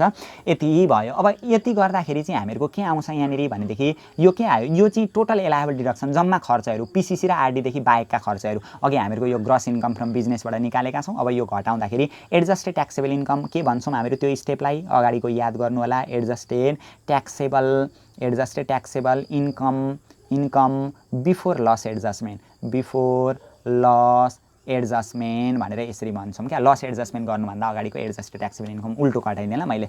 1,42,15,000 1,42,15,000 गर्दाखेरि हामीहरुको 35,80,000 ब्यालेन्स यहाँनेरि आउने रहेछ। यो आयो जम्मा हामीहरुको 35,80,000 भनेर हामीले यहाँनेरि निकाल्यौं। अब यहाँ भन्दा पछाडी हामीले गर्ने भनेको पहिली बिजनेसको लस घटाउनु पर्ने हुन्छ। Less business loss. तपाईहरुले फर्मेटको प्याटर्न त ख्याल गर्नुभएको छ नि, मैले फेरि शेयर नगर्दैकन गरिराखेको छु ल, त्यतिकै आफ्नै तालमा गर्दै छु। एडजस्टेड सबैभन्दा सुरुमा आम्दानी लेख्ने, अनि total deduction before PCC and RD, PCC र आरडी भन्दा बाँकी अरु खर्चहरु लेख्ने। त्यति गरिसकेपछि adjusted taxable income before loss adjustment आउँछ।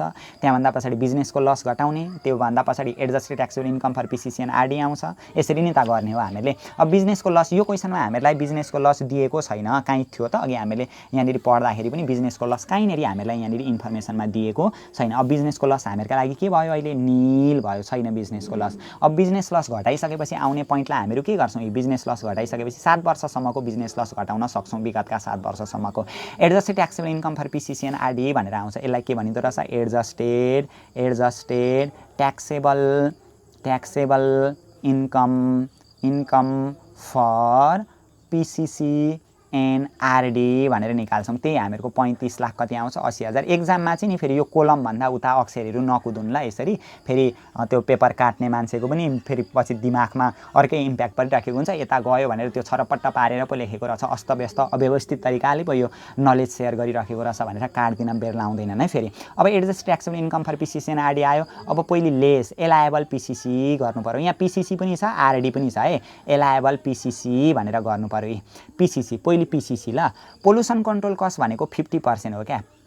50% अफ यसको 35,80,000, किनभने पोल्युसन कन्ट्रोल डिभाइस यहाँनेरि इन्स्टल गरो भन्दैछ नि त। यहाँनेरि जेनरल एक्सपेन्सेस भित्र 3 lakh incurred for pollution control device भन्दैछ यति। अब 35,80,000 को 50% गर्दाखेरि 50 डिभाइडेड बाइ 100 गर्दाखेरि 17,90,000 भनेर आउने रहेछ। 17,90,000 भनेर आयो। अथवा एक्चुअल चाहिँ कति दिएको छ हामीलाई क्वेशनले, एक्चुअल पीसीसी यो कति दिएको छ, विच इभर इज लोअर हुन्छ। एक्चुअल पीसीसी भनेको कति बराबरको पोल्युसन कन्ट्रोल डिभाइस, 3 लाख बराबरको पोल्युसन कन्ट्रोल डिभाइस भनेर दिएको छ क्या। हो यो सानो भनेको त त्यही 3 लाख आयो नि त। हो यो 3 लाखलाई उतापट्टि लगेर हामीहरु के गर्दिन्छौं, घटाइ 1 10 100 1000 10 लाख 3 लाख घटाइदिन्छौं। अब अहिले एलायबल आरडी पनि छ क्या। पीसीसी र आरडी दुईटै दियो भने पहिले पीसीसी गर्दिने अनि आरडी, अथवा पहिले आरडी गर्दिने अनि पीसीसी गर्दिने, एउटै हो ल। फेरि लेस एलायबल आरडी पनि हामीहरु गर्छौं है।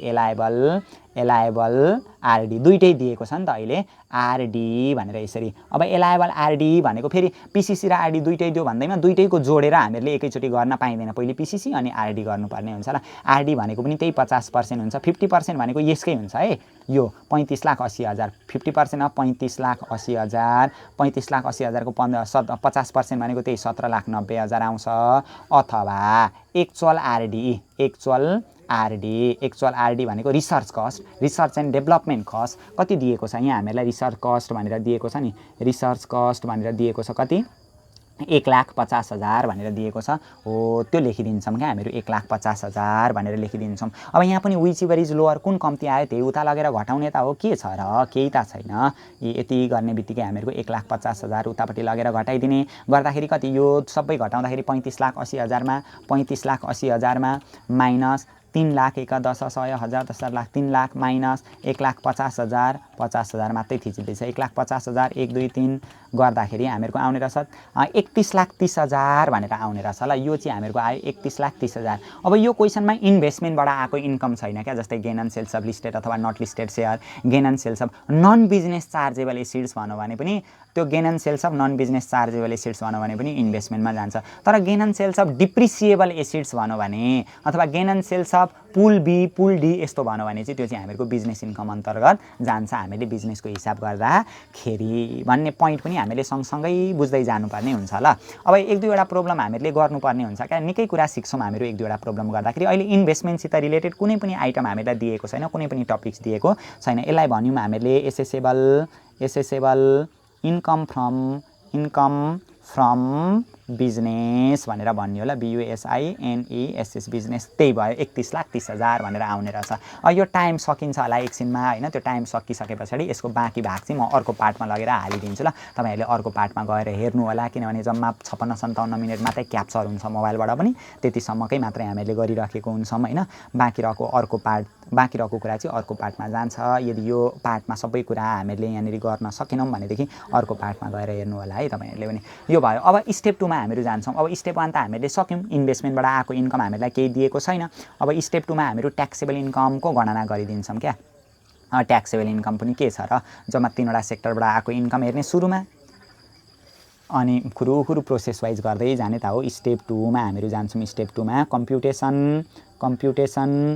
कम्प्युटेसन अफ ट्याक्सेबल इन्कम भनेर लेखिदिने, ट्याक्सेबल इन्कम भनेर लेखिदिने, पार्टिकुलर भनेर लेख्ने, पार्टिकुलर, अनि यहाँ रुपिज, फेरि यहाँ पनि रुपिज भनेर जम्मा 3वटा सेक्टरबाट आएको इन्कम। सबैभन्दा सुरुमा accessible income from business, ASSE accessible income from business भनिदिने, BUSINESS बिजनेस भनिदिने। बिजनेसबाट आएको भनेको त त्यही 31,30,000 छ होइन, 31,30,000 भनेर। अनि एसेसेबल इन्कम फ्रम इन्भेस्टमेन्ट, अहिले इन्भेस्टमेन्टबाट छैन क्या, यो क्वेसनमा छ त छैन, इन्भेस्टमेन्ट भनेको निल भयो। फेरि accessible income from employment, EMPLOYMENT, इम्प्लोइमेन्टबाट पनि अहिले यो क्वेसनमा छैन।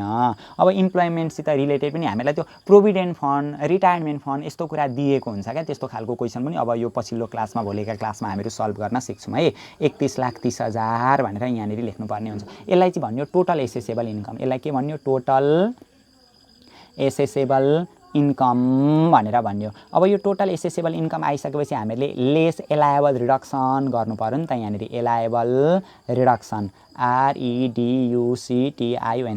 एलायबल रिडक्सनमा दुईवटा कुरा, एउटा रिटायरमेन्ट फन्ड कन्ट्रिब्युसन र अर्को डोनेसन भनेर दुईवटा कुरा जान्छ नि त। अब रिटायरमेन्ट फन्ड कन्ट्रिब्युसनको कुरा त यहाँनिर हुँदैन, प्रोभिडेन्ट फन्डहरू दिएको छैन, सिटिजन इन्भेस्टमेन्ट ट्रस्टहरू दिएको छैन, त्यो हुँदैन। अब डोनेसन चाहिँ हुन्छ क्या, donation given to Kamalamani municipality भनेको छ नि, यो गाउँपालिका नगरपालिकाहरूलाई दिएको डोनेसन चाहिँ 5% हो। अब डोनेसन भनेको हामीहरूको 5% हुन्छ क्या। अब जब हामीहरू 5% वाला डोनेसन गर्छौँ नि, 5% डोनेसन हुँदाखेरि जहिले पनि PCC र RD घट्नुभन्दा अगाडिको इन्कम, यसलाई वर्किङ नोट गर्दा पनि हुन्छ, तर वर्किङ नोट त्यो सबै कुराको गरेर साध्य पनि हुँदैन क्या।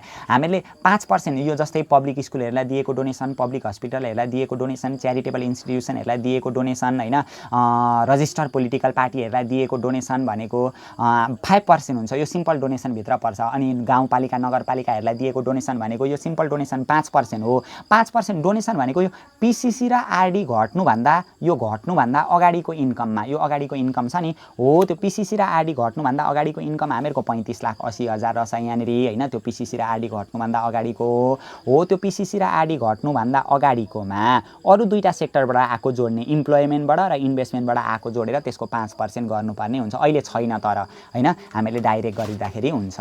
अब यो व्यक्तिको हिसाब गर्दाखेरि चाहिँ नि धार्मिक तथा पुरातात्विक संस्था आएको छ भने पनि 5% हुन्छ। Pashupati area development trust, Lumbini area development trust आएको छ भने पनि 5% हुन्छ। तर कम्पनी मानिलिउँ यो क्वेसनमा यो म्यानुफ्याक्चरिङ कम्पनीको गर्दैछौँ नि, हो यो क्वेसनमा पशुपति एरिया डेभलपमेन्ट ट्रस्टलाई डोनेसन दिएको थियो भने यो त कम्पनी हो यो कम्पनीमा चाहिँ खेलकुदहरूको विकास गर्नका लागि धार्मिक तथा पुरातात्विक संस्थाहरूलाई हो यस्तोलाई दिएको डोनेसन छ, कम्पनीको हिसाब गर्दैछौँ भने 10% हुन्छ। 10% डोनेसन गर्दा चाहिँ यहाँबाट हुन्छ क्या, त्यो 5% गर्दा मात्रै पिसिसी र आरडी घट्नुभन्दा अगाडिकोमा अरू दुईटा सेक्टरबाट आएको जोडेर हुन्छ। तर 10% वाला डोनेसनमा चाहिँ कम्पनीको हिसाब गर्दैछौँ र Pashupati area development, Lumbini area डेभलपमेन्टमा दिएको छ भने चाहिँ हो यसकै 10% भनेर हामीले गर्नुपर्ने हुन्छ। त्यति हो, केही फरक छैन। अर्को क्वेसनमा हामीले विस्तृत रूपमा डिस्कस गर्नेछौँ। 35,80,000 दिएको रहेछ, को 0.05 गर्दाखेरि 1,79,000 भनेर हामीहरूको यो आयो। अथवा एक्चुअल डोनेसन कति दिएको छ हामीहरूलाई क्वेसनमा, एक्चुअल डोनेसन भनेर क्वेसनमा कति दिएको छ त्यो एक्चुअल डोनेसन भनेर लेखिदिने। डोनेसन गिभन भनेर दिएको छ नि हामीहरूलाई, डोनेसन भनेको कति दिएको छ हामीहरूलाई, डोनेसन एक्चुअल। एलायबल रिपेयर भनेको यो 1 लाख दिएको होला, डोनेसन भनेको हामीहरूलाई कति दिएको रहेछ, 4 लाख दिएको रहेछ। एक्चुअल भनेको कति दिएको रहेछ, 4 लाख भनेर दिएको रहेछ। अब यसको म्याक्सिमम लिमिट भनेको यो 5%, सिम्पल डोनेसनमा म्याक्सिमम लिमिट भनेको हामीहरूको 1 लाख हो। विच इभर इज लोअर, कुन कम्ती आउँछ उता लगेर घटाउने, त्यही 1 लाख कम्ती आयो होइन, उतापट्टि लगेर घटाइदिने। घटाउँदाखेरि कति हुन्छ, 31,30,000मा 1 लाख घटाउँदाखेरि जम्मा। अब हामीहरूको यो टोटल एसेसेबल इन्कममा एलायबल रिडक्सनमा रिटायरमेन्ट फन्ड कन्ट्रिब्युसन र डोनेसन हो, त्यो घटाइसकेपछि ट्याक्सेबल इन्कम बिफोर एक्जुम्सन भनेर आउँछ क्या। Taxable income before exemption EXEMPTION exemption भनेको त्यो घटाउँदाखेरि 30,30,000 भनेर हामीहरूको यसरी आयो। अब लेस एक्जुम्सन, अब एक्जुम्सनमा life insurance premium, health insurance premium, remote area exemption छ। अहिले केही पनि एक्जुम्सनको कुरा हामीहरूलाई यो क्वेसनमा गरेको छैन ल, केही दिएको छैन। अब एक्जुम्सनको कुरा लाइफ इन्सुरेन्स, हेल्थ इन्सुरेन्स नदिँदाखेरि यो निल भयो। निल गरिसकेपछि हामीहरूको ट्याक्सेबल इन्कम भनेर आउँछ क्या, ट्याक्सेबल इन्कम भनेर आउँछ। ट्याक्सेबल इन्कम भनेको हामीहरूको 30,30,000 आयो। ट्याक्सेबल इन्कम पछाडि अब ट्याक्स लाइबिलिटी भनेको नि हो यसको डाइरेक्ट 17% हुन्छ। त्यो फर्स्ट रुपिज नेक्स्ट रुपिज हुँदैन। कम्पनी भनौँ भने डाइरेक्ट यसको 25%, म्यानुफ्याक्चरिङ कम्पनी भनौँ भने डाइरेक्ट यसको 20%, manufacturing company listed in Nepal stock exchange भनौँ भने डाइरेक्ट यसको 17% हुन्छ ल। हामीले यहाँसम्म ट्याक्सेबल इन्कमको त एन्सर दिएको होला, ट्याक्सेबल इन्कम निकाल्नु भनेर भनेको छ हामीहरूलाई। 27 नम्बरको हामीले गरेको ट्याक्सेबल इन्कम भनेको 30,30,000 आयो। अब ट्याक्स लाइबिलिटी भनेको चाहिँ ट्याक्स लाइबिलिटी कति हुन्छ भने 30,30,000 को डाइरेक्ट 0.17 क्या 17% हुन्छ। गर्दा 5,15,100 आउँछ। अनि यसमा एडभान्स ट्याक्स पेडहरू घटाउनुपर्छ होला, हामीले घटाउनु पर्ने हुन्छ। एडभान्स ट्याक्स पेड पनि छ नि त, यति आयो। अनि एडभान्स ट्याक्स पेड भनेर हामीलाई यहाँनिर दिएको छ, एडभान्स ट्याक्स पेड भनेर 40,000 भनेर दिएको छ, माइनस 40,000 गर्दा एडभान्स ट्याक्स पेड दिएको थियो नि त यहाँनिर। एडभान्स ट्याक्स पेड भनेर कति दिएको थियो, 40,000 भनेर दिएको थियो। हो त्यो 40,000 घटाउँदाखेरि हामीहरूको 4,75,100 भनेर यसरी निकाल्नुपर्ने हुन्छ। जुन कुरा चाहिँ हामीलाई यहाँनिर एन्सरमा पनि दिएको छ 27 नम्बरमा 4,75,100 भनेर। तपाईँहरूले त्यो ट्याक्स लाइबिलिटी गरिदिनु होला होइन। टाइम पनि आजको अफ हुन आँटिसक्यो। अनि नोटमा पनि लेखिदिनु होला ल, कतिपय आइटमहरू त्यो नगएको पोइन्टहरूलाई हामीले नोटमा क्लियरली रूपमा त्यो मेन्सन गरिदिनु पर्ने हुन्छ, लेखिदिनु पर्ने हुन्छ। र आजको क्लासमा हामीले यति गऱ्यौँ एउटा प्रोब्लम। अर्को क्लासमा चाहिँ हामीहरूले गर्नै पर्ने हुन्छ क्या। अब यहाँदेखि उता पनि हामीलाई यो बुझ्नुपर्ने नयाँ नयाँ टर्महरू दिएका छन् क्या। यतापट्टि यो एडिसनल इन्फर्मेसन पनि अलिकति लामो भएका होइन, यस्तो धेरै भएका एडिसनल इन्फर्मेसन हामीलाई दिएको छ। त्यही भएर 32 नम्बरसम्म क्वेसन चाहिँ हामीले छलफलै मात्रै गरेर भए पनि सक्नै पर्ने हुन्छ। त्यो कुरा चाहिँ हामीहरू योभन्दा पछिल्लो क्लासमा गर्छौँ। र तपाईँहरूले ट्याक्स लाइबिलिटी यो क्वेसनको गर्नु होला। ट्याक्स लाइबिलिटी काट्दाखेरि कम्प्युटेसन अफ ट्याक्स लाइबिलिटी भनिदिने, पार्टिकुलर रुपिज भनिदिने, अनि डाइरेक्ट रुपिज 30,30,000 को @ 17% भनिदिने क्या। Manufacturing company listed in Nepal stock exchange हो भने 17% हुन्छ। अनि जति आउँछ त्यो ट्याक्स लाइबिलिटी त्यति नै हुन्छ, ट्याक्स लाइबिलिटी भन्ने। अनि लेस एडभान्स ट्याक्स पेड भनेर त्यो 40,000 क्वेसनमा दिएको घटाइदिने, ट्याक्स पेबल आउँछ। त्यसरी हामीले सल्भ गर्नुपर्ने हुन्छ।